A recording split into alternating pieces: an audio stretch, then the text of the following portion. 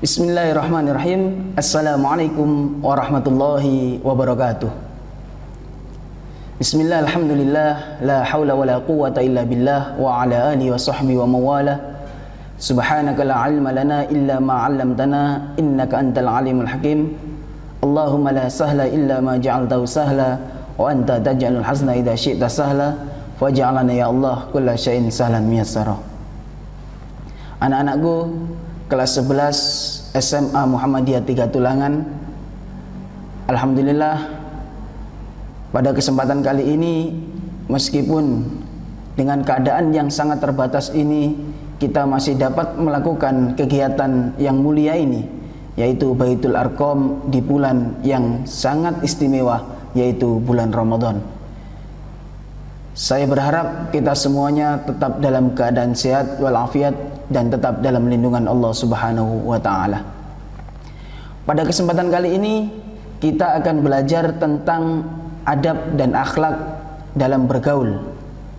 Bergaul dengan teman, bergaul dengan lawan jenis, atau bahkan bergaul dengan lingkungan yang ada di sekitar kita.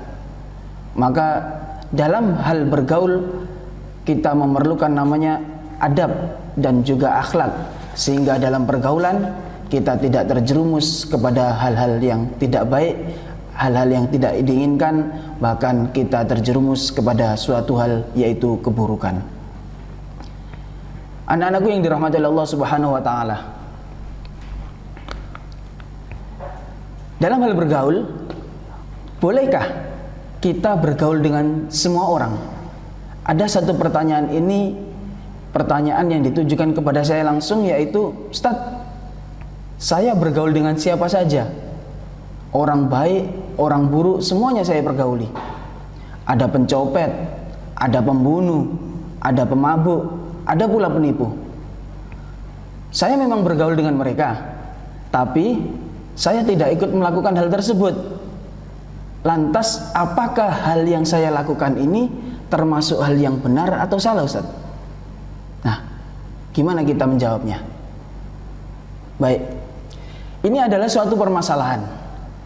Permasalahan yang ada di sini adalah kita tidak boleh bergaul dengan sembarang orang. Kita memang dianjurkan untuk bergaul, tapi kita diharuskan untuk memilih-milih orang di dalam bergaul. Semua orang berhak mendapatkan teman, dan manusia memang membutuhkan teman, tapi tidak semua teman, tidak semua orang harus kita temani. Maka kita harus pandai-pandai memilih teman.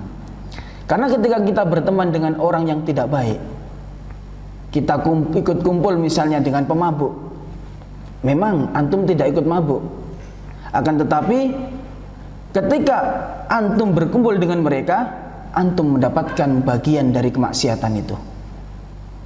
Maksudnya gimana? Ketika orang mabuk, dia tidak sadarkan diri. Dia bisa berbicara apapun itu, bicara yang ngelantur kemana kemari, kesana kemari, bahkan kata-kata jorok, kata-kata kotor, semuanya bisa terucapkan oleh mulutnya tanpa dia sadari.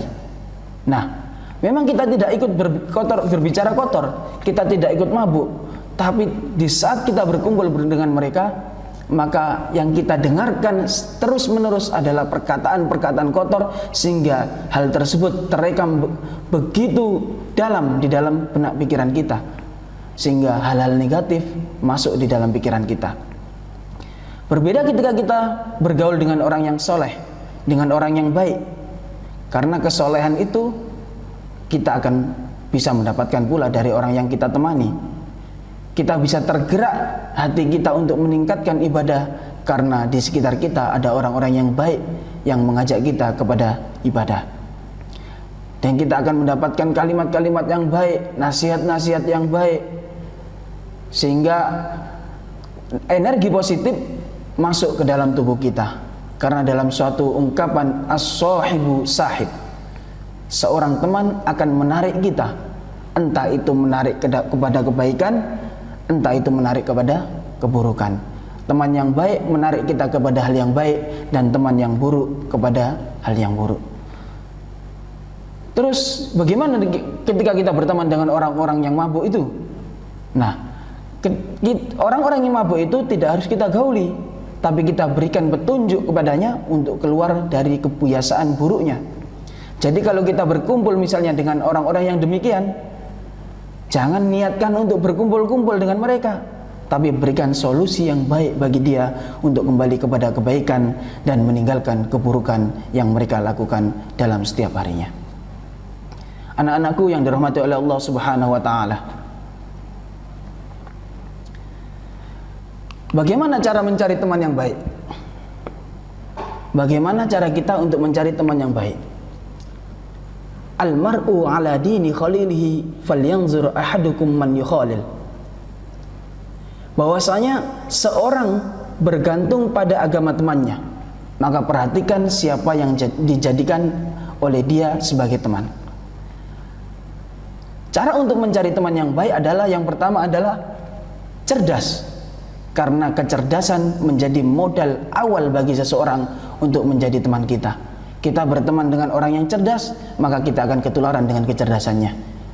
Berbagai hal banyak akan kita dapatkan dari dia, ilmu-ilmu akan kita dapatkan dari dia, karena dia adalah orang yang cerdas. Yang kedua adalah orang yang memiliki akhlak yang baik. Maka carilah teman yang memiliki akhlak yang baik. Karena seorang teman yang baik akan membawa kita kepada sesuatu hal yang baik. Allah berfirman di dalam surat Al-Mujadilah yang bunyinya, a'udzubillahi minasyaitonirrajim. Alam tara ilal ladzina tawallaw qauman ghadiballahu alaihim ma hum minkum wala minhum wa yahlifuna 'alal kadhibi wa hum ya'lamun. Yang artinya adalah, tidakkah kamu perhatikan orang-orang yang menjadikan suatu kaum yang dimurkai Allah sebagai teman? Orang-orang itu bukan dari golongan kamu dan bukan pula dari golongan mereka. Dan mereka bersumpah untuk menguatkan kebohongan, sedang mereka mengetahui Allah telah menyediakan bagi mereka azab yang keras, dan sesungguhnya amat buruklah apa yang mereka kerjakan. Cara mencari teman yang ketiga adalah carilah orang yang bukan fasik, ya, orang yang tidak fasik. Karena apa? Karena orang yang fasik adalah orang yang sering mengajak kita kepada suatu keburukan. Dia sering berbuat keburukan, maka dari itu ketika kita berteman dengannya, kita akan terjerumus kepada keburukan. Karena dia akan membawa pengaruh yang sangat banyak kepada kehidupan kita.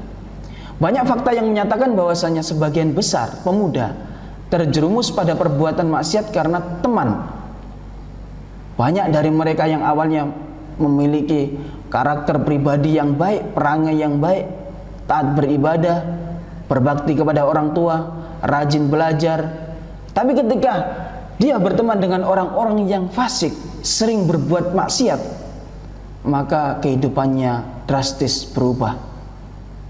Dia terpengaruh oleh nafsu, ia terpengaruh oleh bisikan-bisikan temannya, sehingga hal yang baik yang biasa dilakukan menjadi keburukan yang menjadi kebiasaan dalam kesehariannya. Yang keempat adalah orang yang tidak rakus. Cukup penting dan sangat penting bagi kita untuk berteman. Ketika mencari teman, jangan berteman kepada orang yang rakus terhadap dunia, karena pikirannya akan tertuju kepada dunia terus menerus. Hal yang dicari hanya hal duniawi, semuanya soal materi, soal kehidupan duniawi, tanpa sedikit pun berpikir tentang akhirat. Padahal jelas kehidupan kita di dunia tidak lain hanyalah sementara, dan kehidupan kita yang utama dan akan kekal adalah di akhirat. Walal akhiratu khairun wa abqa. Anak-anakku, siswa SMA Muhammadiyah 3 Tulangan yang kami cintai. Kemudian, bagaimana kita beradab dalam bergaul dengan teman? Nah, setelah kita mencari teman yang baik, maka ketika kita sudah punya teman, untuk menjaga pertemanan kita perlu adanya adab dan akhlak dalam berteman. Yang pertama adalah saling menghormati. Karena ketika kita mempunyai teman, tentu teman kita berada dari kalangan yang bermacam-macam, mempunyai sifat yang bermacam-macam, mempunyai keluarga yang bermacam-macam. Nah, Sebagai orang yang baik, teman yang baik, maka kita harus menghormati perbedaan antara satu dengan yang lain. Karena setiap orang itu mempunyai satu kelebihan dan satu kekurangan. Dan kelebihan seseorang tersebut bisa dilengkapi dengan, dan kekurangan seseorang bisa dilengkapi dengan kelebihan dari temannya. Itu adalah fungsi dari berteman. Yang kedua adalah tolong menolong. Tolong menolong merupakan bagian dari ajaran Islam yang penting dalam membangun ukhuwah dalam berteman. Karena ketika kita sering menolong teman kita, kita akan sering mendapat pertolongan dari orang-orang di sekitar kita. Di dalam hadis Nabi SAW bersabda, An Abi Hurairah radhiyallahu anhu qala Rasulullah sallallahu alaihi wasallam, wallahu fi aunil abdi maka kanal abdu fi auni akhi. Bahwasanya Allah akan selalu menolong hambanya selama hamba tersebut menolong saudaranya. Maka ketika kita menolong seorang teman, sama halnya kita menolong diri kita sendiri. Kita menolong seseorang, Allah pasti menjamin pertolongannya untuk kita semuanya. Dan yang ketiga adalah cinta dan kasih sayang. Cinta dan kasih sayang dalam berteman. Karena ketika kita mencintai teman kita, kita mengasihi teman kita, Allah pun akan mengasihi kita. Ketika kita mengasihi seseorang, ahabbu, mencintai seseorang melebihi dari cintanya kepada dirinya sendiri, maka Allah pun akan mencintainya melebihi dari apa yang ia cintakan kepada orang tersebut. Irhamu man fil ardi yarhamkum man fis sama. Kasihilah, sayangilah orang-orang yang ada di bumi, maka yang ada di langit akan menyayangi dan mengasihanimu. Kemudian yang keempat adalah saling menasihati. Tentu sudah menjadi hal yang sangat penting, bahkan menjadi hakul muslim alal muslimi situn, dan salah satunya adalah fa'idzas tansohaka fansohu. Apabila dia menginginkan suatu nasihat darimu, maka sudah barang tentu menjadi kewajiban bagimu untuk menasihatinya. Wa tawassaw bil haqqi wa tawassaw bis sabr. Maka kita saling menasihati di dalam suatu kebenaran, untuk mentaati suatu kebaikan dan kebenaran, dan kita saling menasihati untuk supaya saling tetap bersabar antara satu dengan yang lainnya. Kemudian larangan di dalam bergaul dengan teman. Larangan kita ketika bergaul dengan teman, maka ada rambu-rambu yang tidak boleh kita langgar di dalam berteman. Supaya apa? Supaya kita bisa berteman dengan baik dan pertemanan kita bisa berlangsung dengan baik pula. Sehingga pertemanan kita kepada seseorang bisa langgeng, bisa menjadi teman di dunia, bahkan terlebih-lebih nanti di akhirat. Yang pertama, hal yang harus dijauhi adalah bermusuhan. Bermusuhan, tentu ketika kita berteman dengan seseorang, kita sering akan mendapatkan suatu permasalahan-permasalahan di dalam berteman. Itu sudah hal yang menjadi lumrah. Akan tetapi sikap kita terhadap permasalahan-permasalahan yang kita hadapi di dalam berteman, itu yang lebih penting. Karena ketika kita berteman dengan seseorang, maka kita dilarang untuk bermusuhan. Bahkan ketika kita misalnya ada permasalahan, tidak boleh bagi kita untuk tidak menyapa teman kita melebihi dari 3 hari. Di dalam hadis Nabi disebutkan bahwasanya la yahillu li muslimin ayyahjuru akhahu fawqa thalathi layalin yaltaqiyani fayu'radu hadha wa yu'radu hadha wa khairuhuma alladhi yabda'u bis salam. Maka tidak dihalalkan bagi seorang muslim mendiamkan seseorang temannya yang lain melebihi dari 3 hari. Maka jika keduanya bertemu lalu memalingkan wajah antara yang satu dengan yang lainnya, seakan-akan tidak menjadi orang yang tidak kenal, padahal dia berteman. Istilahnya jalan tapi tidak memberikan salam kepadanya. Maka hal tersebut hendaknya tidak dilakukan melebihi daripada 3 hari. Dan sebaik-baik dari mereka adalah alladzi yabda'u bis salam, adalah orang yang memulai mengucapkan salam di antara keduanya. Hal yang kedua yang harus kita jauhi adalah pergaulan bebas.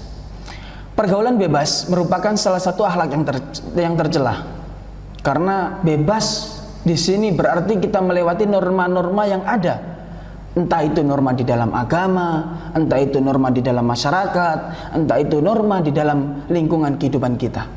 Karena pergaulan yang bebas tentu akan menjerumuskan kita ke dalam hal-hal yang buruk, hal-hal yang kotor, hal-hal yang tidak diinginkan oleh agama, bahkan oleh masyarakat sekitar kita.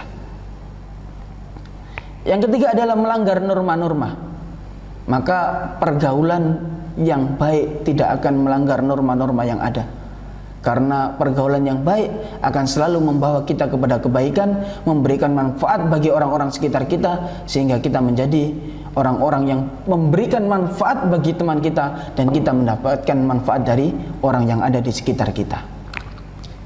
Kemudian tata cara bergaul dengan lawan jenis tentu sudah menjadi hal yang lumrah, bahwasanya Allah menciptakan manusia dengan dua jenis, laki-laki dan perempuan.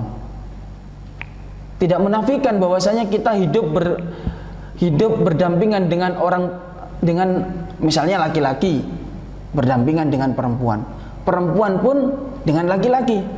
Karena kehidupan antara laki-laki dan perempuan ini adalah saling melengkapi antara satu dengan yang lainnya.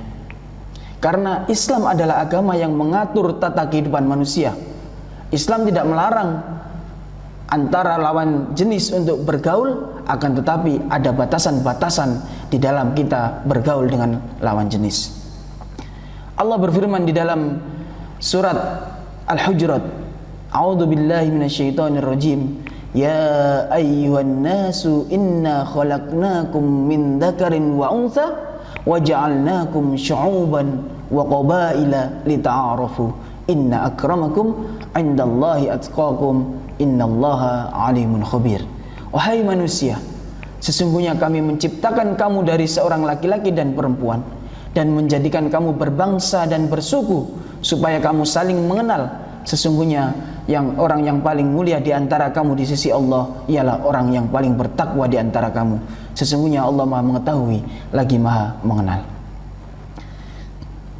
Kemudian bagaimana tata caranya? Tata cara dalam bergaul dengan lawan jenis adalah yang pertama berteman semata-mata karena Allah. Maka ketika kita berteman dengan seorang perempuan, misalnya saya sebagai laki-laki, maka kita berteman dengannya tidak lain tidak bukan pertemanan itu karena Allah Subhanahu wa taala. Karena ketika pertemanan itu berlandaskan atas cinta kepada Allah, tidak akan menjadi pertemanan yang mengakibatkan suatu hal yang negatif. Ya. Kemudian hal yang harus diperhatikan yang kedua adalah menutup aurat. Menutup aurat entah itu bagi yang laki-laki kepada perempuan ataupun perempuan kepada laki-laki. Tentu kita mengetahui bahwasanya batasan aurat seorang laki-laki adalah antara pusar sampai di lutut, di bawah lutut. Dan untuk perempuan adalah seluruh anggota tubuh melainkan wajah dan tangan. Maka ketika kita berteman antara lawan jenis, hendaknya dan menjadi hal yang wajib kita saling menutup aurat kita masing-masing supaya tidak timbul syahwat yang akan menggoda kita kepada hal-hal yang tidak baik. Kemudian yang ketiga adalah menjaga kemaluan. Tentu dengan kemajuan ilmu pengetahuan dan teknologi saat ini memberikan dampak yang sangat luar biasa dalam kehidupan sosial kita, terutama berinteraksi antara lawan jenis. Bahkan hal-hal Allah tidak hanya melarang untuk berzina ataupun melarang kepada hal-hal yang jelek, tapi juga proses yang akan membawa kita kepada hal-hal yang buruk itu. Maka sebaik mungkin, sebisa mungkin kita menghindari hal-hal yang seperti itu. Seperti bagaimana kita menggunakan handphone, bagaimana kita menggunakan WhatsApp ataupun yang lain sebagainya. Karena ketika kita tidak bijak dalam menggunakannya, ini akan bisa menjerumuskan kita ke dalam hal-hal yang tidak diinginkan. Kemudian yang keempat adalah menundukkan pandangan. Menundukkan pandangan dalam arti tidak selalu kita pandang wajahnya, Karena ketika kita memandang wajahnya terus-menerus akan mengakibatkan godaan syaitan masuk di situ dan akan mengakibatkan suatu hal yang tidak diinginkan. Tentu ketika kita bertemu tidak lantas menundukkan terus tanpa melihat wajahnya sama sekali. Sesekali boleh, tapi ketika kita sering dan terus-terusan melihat, memandang wajahnya, hal tersebut akan menimbulkan suatu syahwat yang akan mendorong kepada sesuatu hal yang keji. Bahkan terlebih-lebih akan terjadi sesuatu hal yang tidak diinginkan dalam kehidupan bergaul antara satu dengan yang lainnya. Kemudian yang kelima adalah saling bertanggung jawab. Jika ada masalah, maka dihadapi dengan bersama. Karena al-mu'minu lil mu'mini kal bunyani yashuddu ba'duhum ba'dah. Seorang mukmin terhadap mukmin lainnya adalah bagaikan suatu bangunan yang mana bagian tersebut saling menguatkan, yashuddu ba'duhum ba'dah. Masalul mu'minina fi tarahumihim wa tawaddihim wa ta'atufihim kamasalil jasad idza ishtaka minhu 'udwan tada'a lahu sa'irul jasad bil humma wassar. Ketika ada salah satu anggota bagian tubuh yang sakit, maka seluruh anggota tubuh merasakan sakitnya. Itu adalah hakikat dari bergaul, berteman dan bermusahabah dengan orang-orang yang ada di sekitar kita. Maka ketika kita melihat orang yang mendapatkan kesusahan, kita langsung ikut untuk membantunya dan tidak mengabaikan apa yang terjadi terhadap seseorang tersebut. Kemudian ada pula batasan-batasan dan larangan-larangan yang harus kita patuhi ketika kita bergaul dengan lawan jenis. Batasan yang pertama adalah berkhalwat. Apa itu khalwat? Khalwat adalah larangan antara laki-laki dan perempuan berdua-duaan. Berkhalwat yang di sini bisa berkhalwat di salah satu tempat yang sunyi, sepi. Misal seperti di kelas hanya berdua-duaan. Ketika waktunya istirahat atau sudah pulang semuanya, tinggal berdua saja di kelas antara satu laki-laki dan perempuan. Atau bahkan lebih parahnya lagi, berada di dalam kamar berdua-duaan. Apalagi yang terjadi apabila dua orang antara laki-laki berduaan dengan perempuan di dalam suatu tempat yang sepi. Jangankan suatu tempat yang sepi, berkhalwat pun bisa dilakukan dalam suatu tempat yang ramai. Yang mana ketika mereka melakukan hal yang tidak baik di halayak ramai, namun tidak merasa ada orang di sekitar yang mengawasinya. Nah, itu sama halnya dengan berkhalwat. Maka bisa di tempat yang ramai, bisa pula di tempat yang sepi. Sama-sama ketika kita hanya berdua-duaan dan melakukan hal yang tidak baik, itu namanya berkhalwat. Karena ketika seseorang hanya berdua, tidak ada lagi orang yang melihatnya, maka di dalam hadis Nabi dari Umar radhiyallahu anhu, Nabi SAW bersabda, la yakhluwanna ahadukum bimra'atin fa inna syaitana thalithuhuma.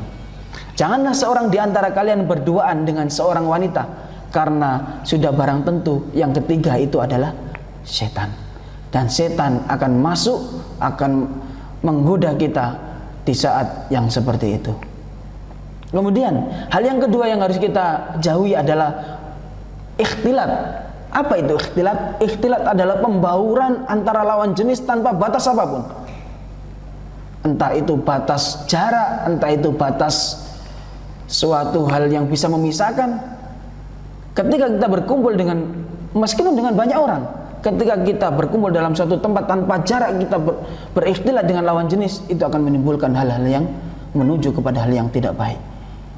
Dari berikhtilat bisa menuju suatu khalwat, dan dari khalwat bisa menjadi suatu perzinahan ataupun yang lain sebagainya. Hal yang ketiga yang harus diperhatikan khususnya bagi siswi-siswi atau perempuan adalah tidak diperbolehkan, tidak diperkenankan untuk bersolek berlebihan. Perempuan bolehlah berdandan, tapi seadanya. Jangan sampai kita berdandan kemudian berlebih-lebihan, memakai pakaian yang serono, memakai pakaian yang bisa dilihat orang auratnya, sehingga hal tersebut bisa memancing seseorang untuk melakukan hal yang lebih dari apa yang dia pandang. Nah, maka sangat penting sekali bagi wanita untuk bisa berdandan dengan baik dan tidak berlebih-lebihan. Karena ketika dia berlebih-lebihan akan mengundang syahwat bagi orang yang memandangnya dan bisa menjadikan hal-hal yang tidak diinginkan.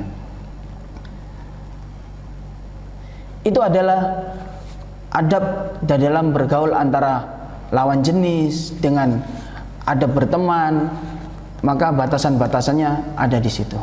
Kemudian yang ketiga adalah akhlak terhadap lingkungan. Nah, akhlak terhadap lingkungan. Kita hidup di dunia ini tentu tidak luput dari lingkungan yang ada di sekitar kita. Yang dimaksud dengan lingkungan adalah segala sesuatu yang ada di sekitar kita. Manusia, hewan, tumbuhan, tanah, air, udara, bahkan matahari sebagai energi. Maka manusia diciptakan oleh Allah Subhanahu wa taala dengan misi yang pertama adalah untuk menyembah dan beribadah kepada Allah.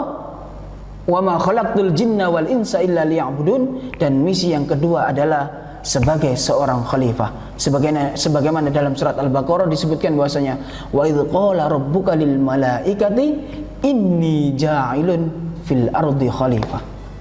Bahwasanya saya telah mengutus di muka bumi ini seorang khalifah, pemimpin. Maka ketika kita diturunkan, kita diciptakan oleh Allah di dunia ini, kita adalah diciptakan sebagai pemimpin yang akan memimpin di muka bumi ini. Di dalam penciptaan manusia, Allah telah menyiapkan semua kebutuhan manusia untuk kehidupannya, sehingga manusia dapat hidup dengan nyaman di bumi ini. Dan kelengkapan itu diantaranya kita dilengkapi dengan adanya hewan, sehingga kita bisa memakannya, sehingga kita bisa berinteraksi dengannya.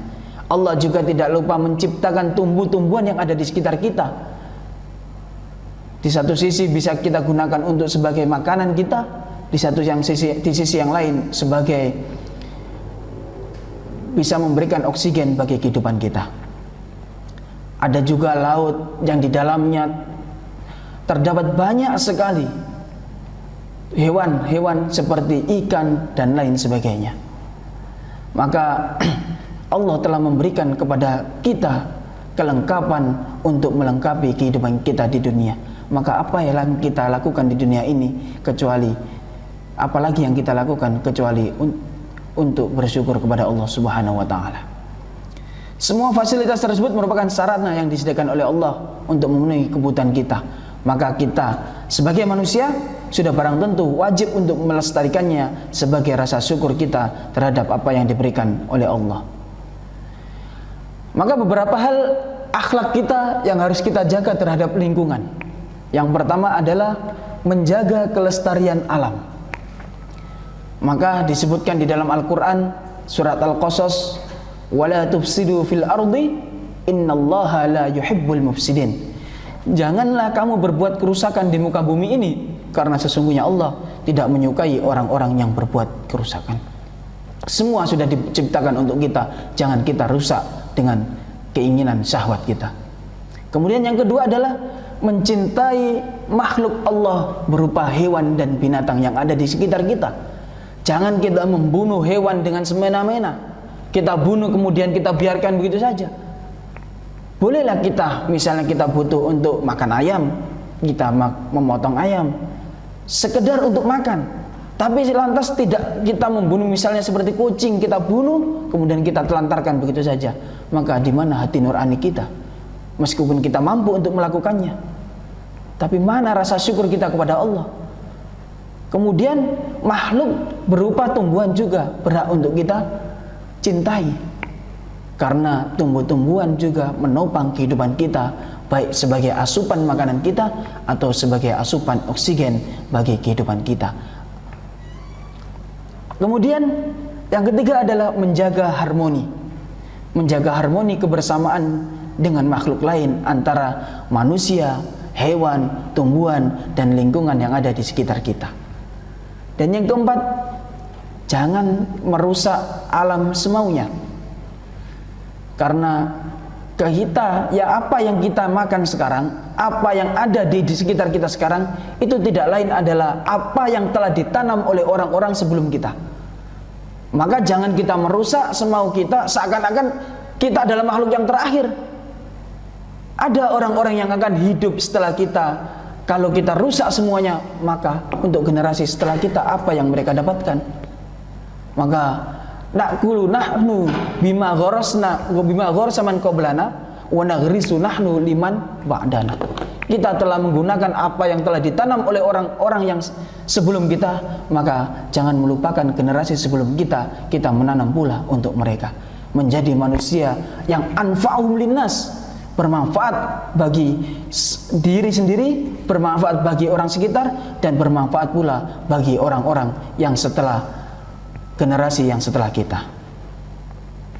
Kemudian hal selanjutnya adalah menjaga keseimbangan lingkungan, sehingga kita dapat melestarikannya, lingkungan terjaga dengan baik, sehingga semuanya bisa berjalan normal, kita mendapatkan kehidupan yang nyaman di dunia ini. Dan yang terakhir adalah menjaga kebersihan jasmani dan rohani. Dengan cara apa? Dengan cara membersihkan lingkungan di mana tempat kita tinggal minimal. Karena ketika kita hidup di dalam suatu lingkungan yang kumuh, kotor, jorok, di mana letak keimanan kita? Di mana letak dhamir hati kecil kita? Karena Allah tidak menyukai orang-orang yang kotor. Innallaha jamilun wa yuhibbul jamal. Allah itu indah dan menyukai keindahan. Innallaha yuhibbut tawwabin wa yuhibbul mutatahhirin. Sesungguhnya Allah senang kepada orang-orang yang bertaubat, dan Allah senang pula kepada orang-orang yang membersihkan dirinya. Ayat tersebut harus dipahami bahwa kebersihan lingkungan harus dijaga dengan baik, dengan tidak membuang sampah sembarangan, tidak membuang limbah sembarangan, sehingga mengotori lingkungan yang ada di sekitar kita, yang dampaknya akan menimpa kita, bahkan orang-orang sekitar kita, bahkan orang yang generasi setelah kita. Semua itu akan menjadi hal yang buruk apabila kita tidak dapat berlaku dengan baik, dan kita tidak dapat mengendalikan diri dengan baik, berinteraksi dengan lingkungan dengan baik. Maka itulah yang dapat kita pelajari pada hari ini, bagaimana kita beradab, kita bergaul dengan teman kita, adab kita bergaul dengan lawan jenis kita, dan adab kita bergaul dengan lingkungan sekitar kita. Semua hal tersebut menjadi satu paket yang harus kita gauli dengan baik, sehingga ketika kita beradab, kita berakhlak dengan baik, kita menjadi manusia yang memberikan manfaat di sekitar kita, dan kita menjadi manusia yang menjadi khalifah, pemimpin yang benar-benar diharapkan oleh Allah Subhanahu wa taala, menjaga bumi ini dengan baik, kita dapat hidup di bumi ini dengan baik, dan pada akhirnya kita akan kembali ke bumi, kita akan kembali ke tanah dengan keadaan yang baik. Sehingga Allah memanggil kita seperti di dalam surat Al-Fajr, ya ayyatuhan nafsul mutmainnah irji'i ila rabbiki radiyatan mardiyah fadkhuli fi ibadi wadkhuli jannati. Kita dipanggil oleh Allah dengan panggilan yang sangat baik. Wahai jiwa-jiwa yang tenang, pulanglah, kembalilah ila rabbiki radiyatan mardiyah, kepada Tuhanmu dalam keadaan Allah ridha kepadamu. Kalau Allah sudah ridha, apalagi yang kita harapkan di dalam hidup ini? Allah ridha kepada kita, manusia ridha kepada kita, orang tua ridha kepada kita, teman ridha kepada kita, kita akan meninggal dalam keadaan husnul khotimah. Dan yang terakhir adalah fadkhulu fi ibadi, kita masuk di dalam golongan hamba-hamba Allah yang diridhai, wadkhuli jannati, masuklah kamu ke dalam surga yang mana itu adalah balasan dari kebaikanmu hidup di dunia ini.